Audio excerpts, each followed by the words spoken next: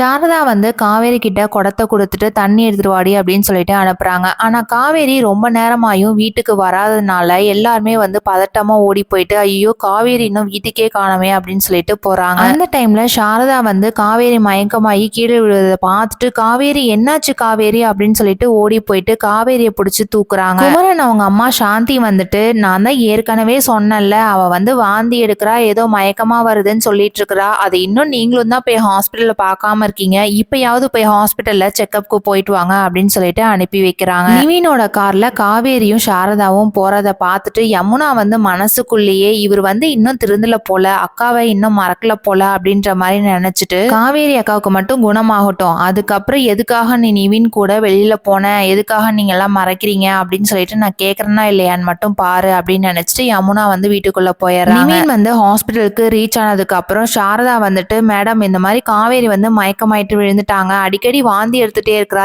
என்னன்னு தெரியல நீங்க கொஞ்சம் பார்த்து சொல்றீங்களா அப்படின்னு சொல்லிட்டு சொன்னதும் டாக்டர் வந்து செக் பண்ணி பார்த்துட்டு இவங்க வந்து கன்சீவா இருக்காங்க நான் தான் ஏற்கனவே உங்களுக்கு டெஸ்ட் பண்ணி எல்லாத்தையும் சொல்லிட்டேனே ஆனா உங்ககிட்ட யார்ட்டையுமே சொல்லலையா அப்படின்ற மாதிரி டாக்டர் சொல்றாங்க. சாரதா வந்து இதை கேட்டதும் பயங்கரமா அதிர்ச்சி ஆயிட்டு இவ எதுக்காக நம்ம கிட்ட மறைச்சான்னு தான் தெரியல. நிவின் வந்து மனசுக்குள்ளேயே போச்சு யாருக்கும் தெரியக்கூடாதுன்ற மாதிரி காவேரி சொன்னாங்க ஆனா இப்ப எல்லாத்துக்குமே தெரிய போகுதே அத்தை வந்து எந்த மாதிரி முடிவு பண்ண போறாங்கிறது தெரியலையே அப்படின்னு சொல்லிட்டு வீட்டுக்கு வந்ததுக்கு அப்புறம் சாரதா வந்து காவேரியை பிடிச்சி பயங்கரமா திட்டுறாங்க ஏன்டி இது முன்னாடியே சொல்லவே இல்லை அப்படின்னு சொன்னதும் அம்மா நான் சொன்னேன்னா நீங்க ஏதாவது நினைச்சுப்பீங்க அப்புறம் என்னை தான் திட்டுவீங்க அதனால சொல்லல அப்படின்றாங்க. காவேரியோட குழந்தை தான் முதல் வாரிசுன்னு எல்லாத்துக்கும் தெரிய வரணும் அப்படின்னு யாரெல்லாம் நினைக்கிறீங்களோ இந்த வீடியோக்கு மறக்காம ஒரு லைக் போட்டுக்கோங்க. தேங்க்யூ.